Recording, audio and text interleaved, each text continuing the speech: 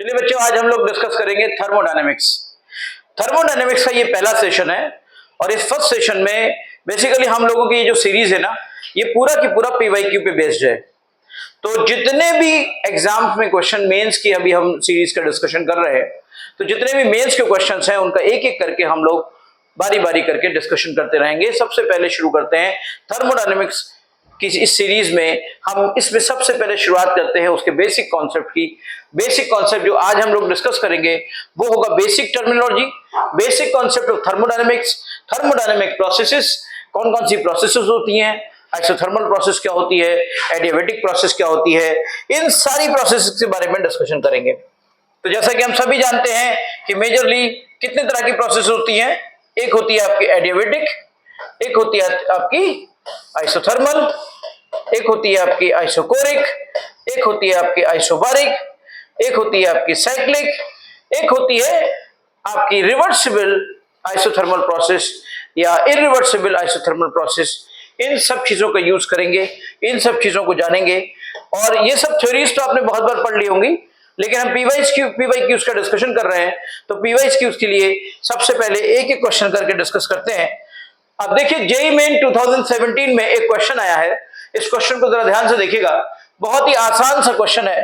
Delta U is equal to isochoric work, isobaric work, adiabatic work या isothermal work. क्या मतलब है? Simple सा क्वेश्चन है, बहुत ही आसान क्वेश्चन है, बहुत ज्यादा कुछ भी नहीं घुमाने की कोशिश करूंगा, बहुत स्पीड में हम लोग चलेंगे। Q प्लस डब्ल्यू हम सब जानते हैं, first law of thermodynamics, Q plus W is equal to होता है डेल्टा यू। केमिस्ट्री के अंदर है ना, जहां पे हम वर्क डन के साइन को फिजिक्स के कन्वेंशन के हिसाब से जस्ट अपोजिट लेते हैं, और वो सब आप लोगों ने पूरी थ्योरी में पढ़ा होगा। हम यहाँ पे क्वेश्चंस का डिस्कशन कर रहे हैं, तो विदाउट एनी मोर डिस्कशन हम सीधे क्वेश्चन के आंसर पे पहुंचते हैं।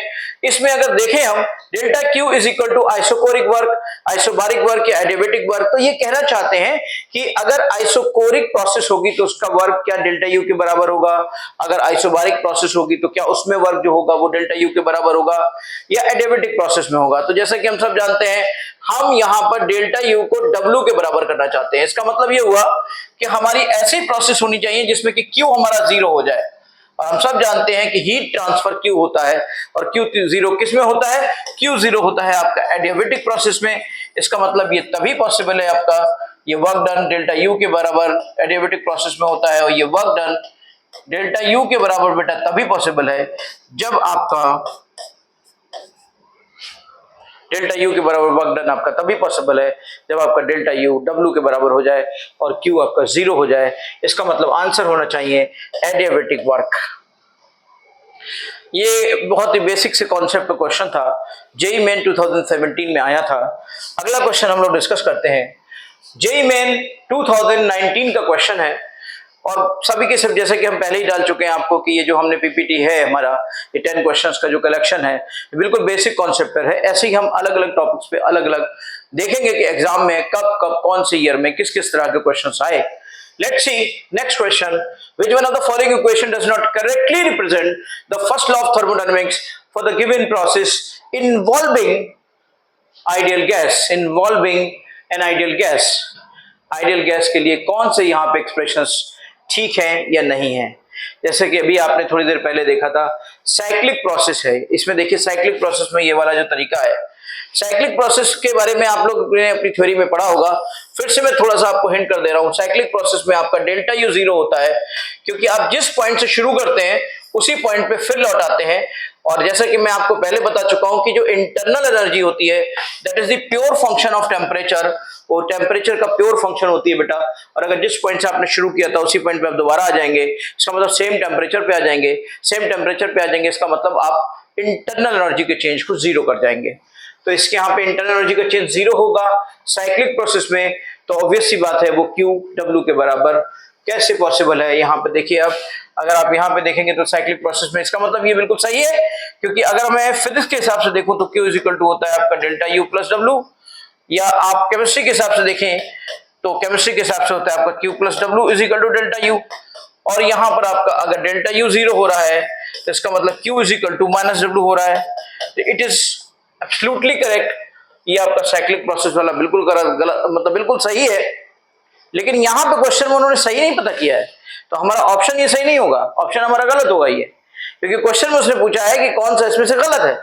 तो देखिए ये भी सही है, अगर आप ध्यान से देखो तो आइसोथर्मल प्रोसेस में QW के बराबर होता है, क्योंकि आइसोथर्मल प्रोसेस में अगेन डेल्टा U 0 हो जाएगा और QW के बराबर होगा, क्योंकि आइसोथर्मल प्रोसेस का मतलब भी होता है टेम्परेचर का कांस्टेंट रहना। और जैसे कि मैं आपको पहले बता चुका हूं कि U is the pure function of temperature, और अगर टेम्परेचर नहीं बदलेगा तो U भी नहीं बदलेगा।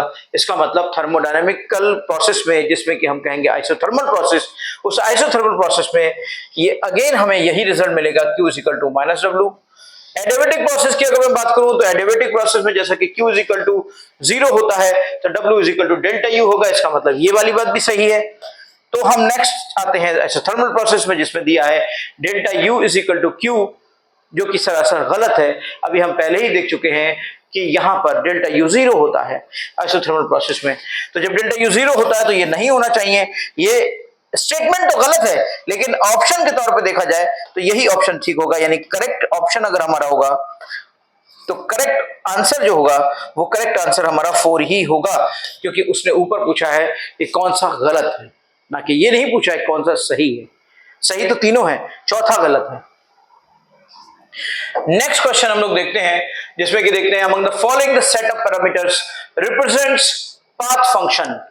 किसमें पाथ फंक्शन, देखो बेटा थर्मोडायनेमिक्स के अंदर आपने पढ़ा होगा उसके बेसिक कॉन्सेप्ट में कि थर्मोडायनेमिक्स के अंदर दो तरह की चीजें होती है, एक होता है आपका पाथ फंक्शन और दूसरा होता है आपका स्टेट फंक्शन।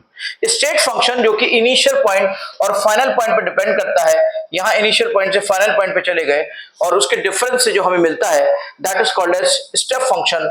और स्टेप फंक्शन में जितने भी डेल्टा वाले टर्म है, डेल्टा U हो गया, डेल्टा H हो गया, डेल्टा S हो गया, डेल्टा G हो गया, ये सब के सब आपके स्टेप फंक्शन होते हैं। पाथ फंक्शन वो होते हैं बेटा जिनमें ये डेल्टा यूज नहीं होता है, ये आपके सबके सब स्टेप फंक्शन है। लेकिन इन्होंने पूछा है कि पाथ फंक्शन कौन सा होगा, तो मैं आपको पहले बता दूं कि पाथ फंक्शन का मतलब होता है जो कि पाथ पे डिपेंड करता है कि आप चले कैसे, ए पॉइंट से बी पॉइंट पर आप पहुंचे कैसे, आप यूं पहुंचे या आप यूं पहुंचे, दोनों से आंसर अलग आएगा।